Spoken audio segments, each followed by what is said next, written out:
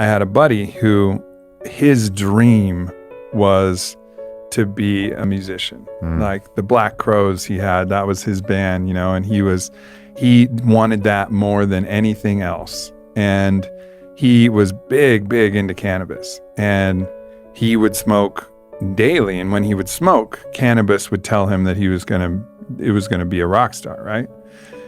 And he practiced, but he was shy. And he'd be like, you know, I'm gonna be playing in front of tens of thousands of people, brother. And I was like, awesome, but like, what about playing in front of 10 people now? You know, because I got that. Like, if you're gonna do that, you got to start like right now. It was kind of diverting it into this dead end cul-de-sac. Yeah, you know, I've seen that a lot as well, especially when I worked at the dispensary. And one of the things that I tell people is if we understand that cannabis is feminine medicine, then I always use this analogy of the salsa dance, where in a salsa dance, the masculine role is to give direction and to lead the dance, right? And the woman's role is to be able to express herself fully. But if the masculine role is not playing his part of the equation and not giving her that eye that tells her, like, you can express yourself, I know where you're going to fall and I can catch you, then essentially the feminine's not going to be able to really be at her full speed, and the masculine's not going to be at his full speed either.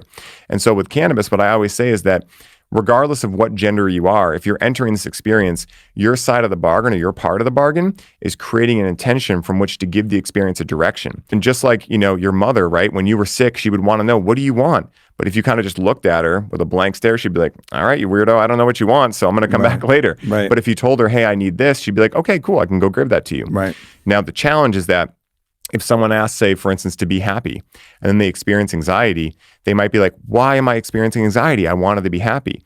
So the second part is understanding it's a mirror, and it will show you what's standing in the way of you accessing what your intention that you set wants to be. And so, like, the third part of it is imagination medicine, where if you understand that it can help you access the imagination from moving you into the subconscious, then you're able to actually see that you can form new belief systems, and these kind of things are possible, yet they're not givens, right? Like, you still have to do a lot of work yourself in the equation. And so this is why, like, I saw there was no guidance out there, right? For being the most popular plant medicine, I'm like, where's all the guidance?